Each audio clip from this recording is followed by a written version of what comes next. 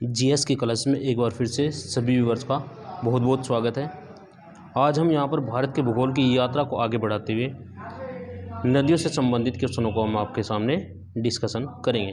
तो इनमें जो सबसे पहले हम डिस्कशन करेंगे उसका नाम है सिंधु नदी तंत्र। तो सिंधु नदी तंत्र के बारे में हम यहाँ पर डिस्कशन करेंगे और आपको बताएंगे कि सिंधु नदी की उत्पत्ति कहाँ से हुई है, उससे संबंधित जो नदियाँ हैं उनके बारे में डिस्कशन करेंगे। इनके आज हम केवल सिंधु नदी तंत्र को ही यहाँ पर डिस्कशन करेंगे। तो आप मैप देख सकते हैं, ये भारत का मैप है और भारत के मैप में आप देख सकते हैं यहाँ पर सिंधु नदी आपको दिखाई दे रही हो, तो ये यहाँ पर सिंधु नदी बह रही है, ये देखिए यहाँ पर। और यहाँ से इसकी उत्पत्ति है, किसकी उत्पत्ति है? सिंधु नदी की उत्पत्ति है। इस क्षेत्र को क्या कहेंगे? सिंधु नदी की उत्पत्ति कहाँ से होती है? तो कहाँ से होती है? सिंधु नदी की उत्पत्ति होती है आपकी बोखर-चू ग्लेशियर से। बोखर-चू ग्लेशियर से सिंधु नदी की उत्पत्ति होती है। बोखर-चू ग्लेशियर से सिंधु नदी की उत्पत्ति होती है, जो कहाँ पर पड़ता है? कैलाश पर्वत का उत्तरी ढाल। ये क्या है? कैलाश पर्वत का उत्तरी ढाल है। कैलाश पर्वत है यहाँ पर। कौन सा पर्वत है यहाँ पर? कैलाश पर्वत का उत्तरी ढाल है। कैलाश पर्वत के उत्तरी ढाल में पड़ता है कौन सा? बोखर-चू ग्लेशियर। तो यहाँ से किसकी उत्पत्ति होती है? सिंधु नदी की उत्पत्ति होती है। अब यहाँ से क्या करेगी? अब यहाँ से उत्तर की तरफ बहेगी। देखिए यहाँ से निकलेगी ये सिंधु नदी और ये उत्तर की तरफ बहना प्रारंभ कर देगी। उत्तर की तरफ बहते हुए या तिब्बत के पठार पर, कहाँ पर है? तिब्बत के पठार पर।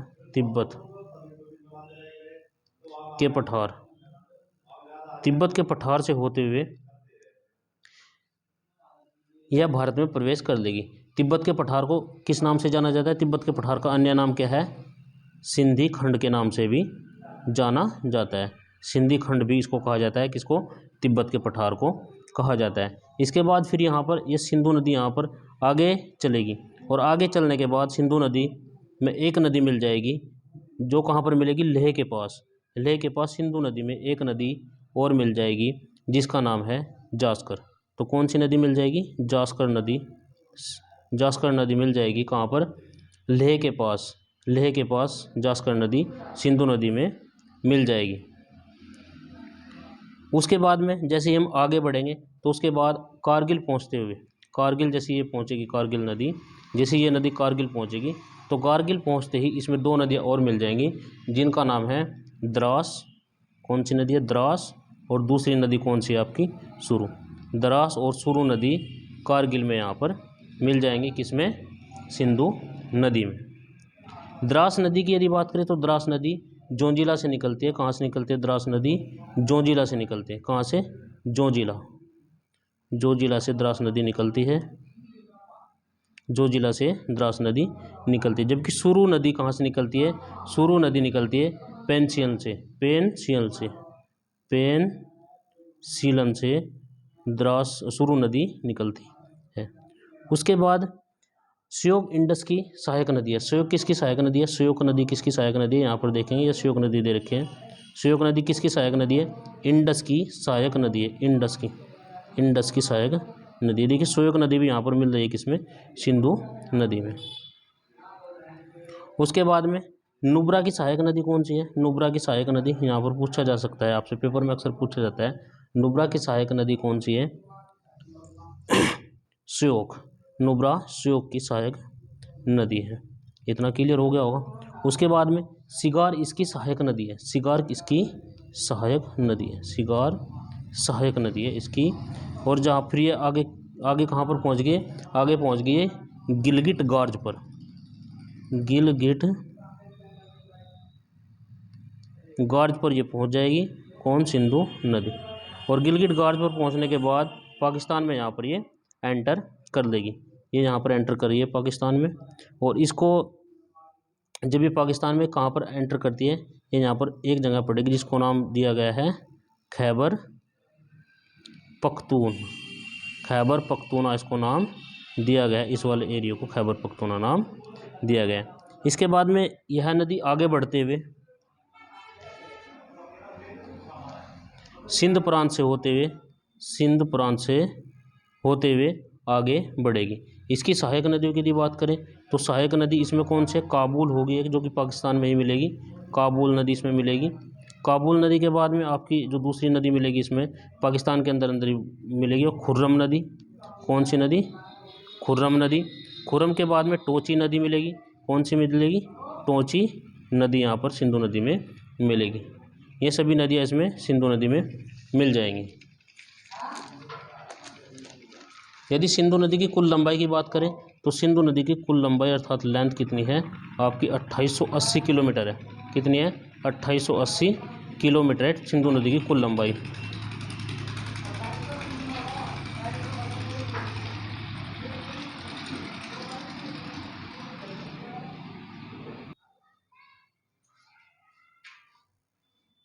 सिंधु नदी की यदि भारत में लंबाई की बात करें, भारत में, तो भारत में सिंधु नदी की लंबाई कितनी है यहाँ पर, 1960 किलोमीटर है। नहीं सॉरी, भारत में यदि लंबाई की बात करें तो 709 किलोमीटर है। भारत में सिंधु नदी की यदि लंबाई की बात करें तो 709 किलोमीटर है। और इस सिंधु नदी पर एक समझौता हो रखा है जिसको सिंधु जल संधि के नाम से जाना जाता है। जिसको किस नाम से जाना जाता है, सिंधु जल संधि के नाम से जिसको जाना जाता है। किसके नाम से जाना जाता है, सिंधु जल संधि, सिंधु जल संधि, सिंधु जल संधि के नाम से जाना जाता है। और कब हुआ था, सन 1960 ईस्वी में यह समझौता हुआ था। और किस किस के मध्य, भारत और पाकिस्तान के मध्य हुआ था। चूंकि सिंधु नदी कहाँ पर बहती है, भारत और पाकिस्तान के मध्य बहती है। तो भारत और पाकिस्तान के मध्य कब हुआ था, 1960 ईस्वी में यह समझौता हुआ था। इसके कुल बेसिन की बात करें तो कुल बेसिन इसका 11,65,000 वर्ग किलोमीटर क्षेत्रफल है। और यदि भारत के अंदर इसका क्षेत्रफल की बात करें तो भारत के अंतर्गत इसका क्षेत्रफल 3,21,280 वर्ग किलोमीटर है। यदि बात करें किस किस राज्य से जाती है तो जम्मू से भी जाएगी, जम्मू से भी जाएगी, हिमाचल प्रदेश, पंजाब, हरियाणा और चंडीगढ़, जहाँ से इसकी सहायक नदियाँ ये गुजरेंगी। नंगा पर्वत के पास से बहती हुई दक्षिणी पश्चिम में मुड़कर, नंगा पर्वत है यहाँ पर, ये नंगा पर्वत है, नंगा पर्वत से बहती हुई दक्षिणी पश्चिम में मुड़कर पाकिस्तान में प्रवेश करती है। कहाँ पर प्रवेश करती है, पाकिस्तान में। और कहाँ से मुड़ेगी, नंगा पर्वत से मुड़ेगी। उसके बाद में सिंध प्रांत में अरब सागर में मिल जाती है। ये सिंध प्रांत है और यहाँ पर किस में मिल जाएगी, सिंध प्रांत यहाँ पर पड़ेगा नीचे, और इसमें अरब सागर में मिल जाती है। सिंध प्रांत से होते हुए अरब सागर में ये मिल जाती है, जहाँ पर एक डेल्टे का निर्माण करती है, जिस डेल्टे का नाम क्या है, पंखाकार डेल्टा। पंखाकार डेल्टे का निर्माण करती है। कौन सी नदी करती है, पंखाकार डेल्टा निर्माण करती है, कौन सी, सिंधु नदी। तो ये पूछा जा सकता है कि पंखाकार डेल्टा कौन सी नदी बनाती है, तो सिंधु नदी पंखाकार डेल्टा बनाती है। उसके बाद में आता है झेलम नदी। झेलम नदी यहाँ पर देख लेंगे आप, झेलम नदी आप दिखाई दे रही है, ये झेलम नदी है। और झेलम नदी की यदि बात करें तो इसकी उत्पत्ति कहाँ से हुई है, वेरीनाग से इसकी उत्पत्ति हुई है। वेरीनाग स्प्रिंग से इसकी उत्पत्ति हुई है। वेरीनाग स्प्रिंग से नदी निकलती है, जो श्रीनगर के बाद वुहार लेक में मिलती है। इसके बाद ये क्या करेगी, बारामूला, पहले कहाँ पर जाएगी, बारामूला जाएगी। बारामूला के बाद डिस्ट्रिक्ट के ऊपरी डिस्ट्रिक्ट जाएगी, और डिस्ट्रिक्ट के बाद बारामूला डिस्ट्रिक्ट जाएगी, और बारामूला डिस्ट्रिक्ट के बाद उरी जाएगी। उरी मूवी आपने देखी होगी, Uri the surgical strike. Uri से होते हुए फिर ये पाकिस्तान में प्रवेश कर देती है। कहाँ पर प्रवेश करेगी, फिर ये पाकिस्तान में प्रवेश कर देती है। और पाकिस्तान में तिरमू के पास, तिरमू कौन सा जगह है, ये रहा तिरमू, इसके पास चिनाब नदी में मिल जाती है। कौन सी नदी में मिल जाती है, चिनाब नदी में मिल जाती है। स्वात और कुमार काबुल की सहायक नदियाँ हैं। स्वात और क्या है आपका, कुमार काबुल की सहायक नदियां हैं। पीर पंजाल में एक गार्ज बनाती है। पीर पंजाल में क्या बनाएगी, एक गार्ज का निर्माण करेगी। पीर पंजाल में किसका निर्माण करती है, गार्ज का निर्माण करती है। कहाँ पर, ये पीर पंजाल में। उसके बाद में उत्तर पूर्व में बहते हुए यह है वुलर झील। उत्तर पूर्व में बहते हुए यह वुलर झील में क्या करेगी, वुलर झील में मिल जाती है। जिसकी सहायक नदियाँ कौन कौन सी हैं? किशनगंगा इम्पोर्टेंट है ये। झेलम की सहायक नदियाँ किशनगंगा, किशनगंगा के बाद में आपकी दूधगंगा, दूधगंगा, दूधगंगा के बाद में पोहरू, पोहरू के बाद में सुखनाग। कौन सा? सुखनाग। ये जो क्या है, ये नदियाँ कौन कौन सी है?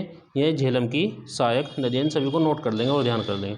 उसके बाद में अगला जो नदी है, अगली नदी का नाम है चिनाव नदी। चिनाव नदी, यहाँ पर देख रहे होंगे आप, चिनाव नदी कहाँ पर दिखाई दे रही है आपको?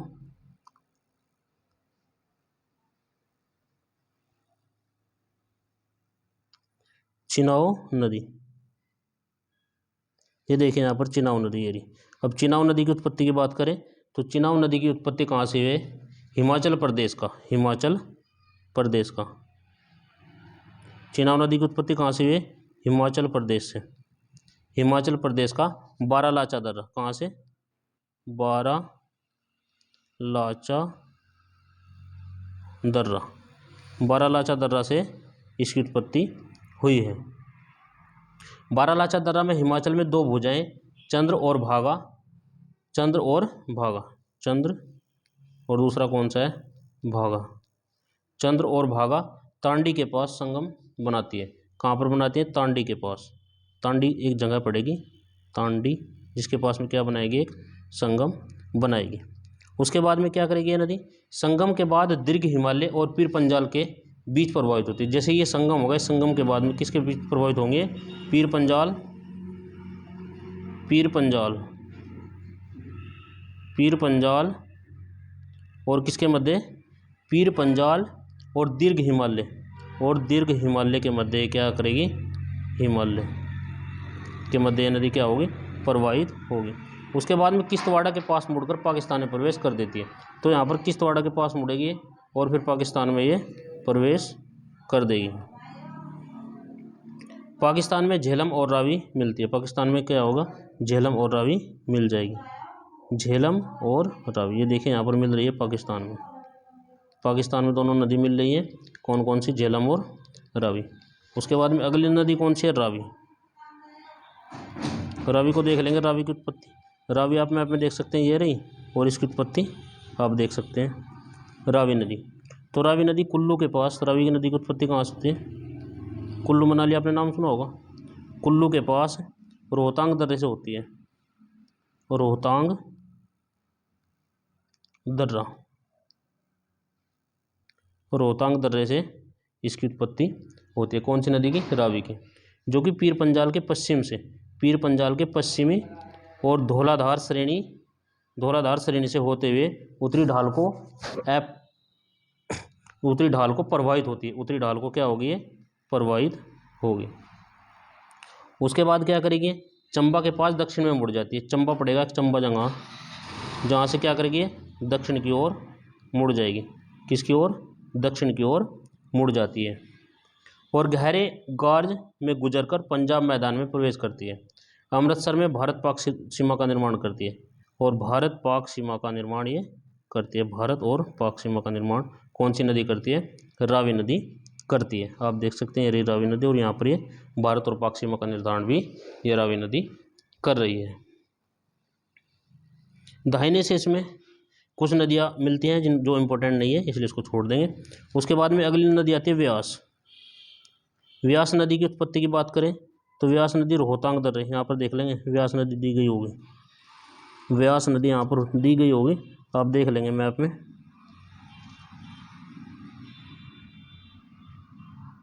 तो व्यास नदी की यदि उत्पत्ति की बात करें फिर रोहतांग दर्रा, ये भी कहाँ से है?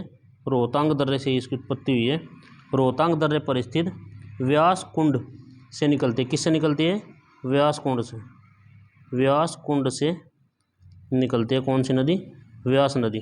और व्यास कुंड से निकलने के बाद में धौलाधार पर्वत में गहरी गार्ज का निर्माण करते हैं। किस पर निर्माण करते हैं गहरा गार्ज का? धौलाधार जो पर्वत होगा उस पर एक गहरी गार्ज का ये निर्माण करती है। फिर उसके बाद में पर्वत निर्माण के बाद में फिर क्या करेगी? कुल्लू और मनाली में बहती है। फिर वहाँ से क्या करेगी? गार्ज बनाते हुए फिर ये कुल्लू और मनाली में बहती है। दक्षिण में कांगड़ा में गुजरती हुई पंजाब के मैदान में प्रवेश करती है। दक्षिण में कहाँ पर करेगी? कांगड़ा में बहती, पंजाब के मैदान में प्रवेश करती है। पंजाब में क्या करेगी, पंजाब में जैसी प्रवेश कर देगी तो पंजाब में प्रवेश करने के बाद में हरिकेन बैराज के पास सतलुज में मिलती है। किसके पास, हरिकेन बैराज, हरिकेन बैराज के पास में क्या करेगी, सतलुज नदी में मिल जाएगी। कौन सी नदी में, सतलुज नदी में ये मिल जाएगी। कौन सी नदी, व्यास नदी। अब व्यास के बाद में अगली नदी आती है सतलुज नदी। सतलुज जो मैप में दी गई होगी आप देख सकते हैं, ये रही सतलुज नदी। अब सतलुज नदी की यदि बात करें तो सतलुज नदी की उत्पत्ति कहाँ से हुई है, तिब्बत, तिब्बत से हुई है। तिब्बत में कहाँ से, ये देखिए यहाँ पर कैलाश पर्वत, कैलाश पर्वत के दक्षिण में, कैलाश पर्वत, कैलाश पर्वत के दक्षिण में राक्षस ताल से हुई है। किससे, राक्षस ताल से, राक्षस ताल से। और एक ऐसी नदी है, ये एक पूर्ववर्ती नदी है। पूर्ववर्ती नदी मतलब जिनकी उत्पत्ति हिमालय से भी पहले हुई है, उसको पूर्ववर्ती नदी कहते हैं। उसके बाद में क्या करेगी, तिब्बत में, तिब्बत में तो प्रवेश करेगी। तिब्बत में लोंगचेन खंबात कहते हैं। तिब्बत में इसको क्या कहेंगे, लोंगचेन खंबात के नाम से इसको जाना जाता है। तिब्बत में किस नाम से जाना जाता है, लोंगचेन खंबात के नाम से जाना जाता है। सिपकिला दर्रे से भारत में प्रवेश करती है। तो भारत में कहाँ से प्रवेश करती है, भारत में प्रवेश करती है सिपकिला दर्रे से। किससे, सिपकिला, सिपकिला दर्रे से कहाँ पर प्रवेश करती है, भारत के अंदर प्रवेश करती है। कहाँ से भारत में प्रवेश करेगी, सिपकिला दर्रे से प्रवेश करेगी। कौन सी नदी, सतलुज नदी। भारत में यदि इसकी लंबाई की बात करें तो भारत में इसकी लंबाई कितनी है, आप 1050 किलोमीटर है। जो पंजाब में, पंजाब में ये भी क्या करेगी, भारत पाक सीमा का निर्धारण करेगी। भारत और पाकिस्तान के बीच में जो सीमा है उसका निर्माण कौन सी नदी भी करेगी, सतलुज नदी भी करेगी। आप देख सकते हैं ये रही, भारत और पाकिस्तान सीमा का निर्धारण भी ये कर रही है। तो सभी व्यूअर्स का बहुत बहुत धन्यवाद। यदि वीडियो आपके लिए हेल्पफुल हो तो कृपया करके लाइक, शेयर और कमेंट करना ना भूलें। आज सिंधु नदी तंत्र आपका कंप्लीट हो गया है। इसमें जितनी भी नदियाँ थी, 6 नदियाँ थी सिंधु नदी तंत्र में, जिनको हमने विस्तृत रूप से अध्ययन किया है, उनकी उत्पत्ति के बारे में जाना है।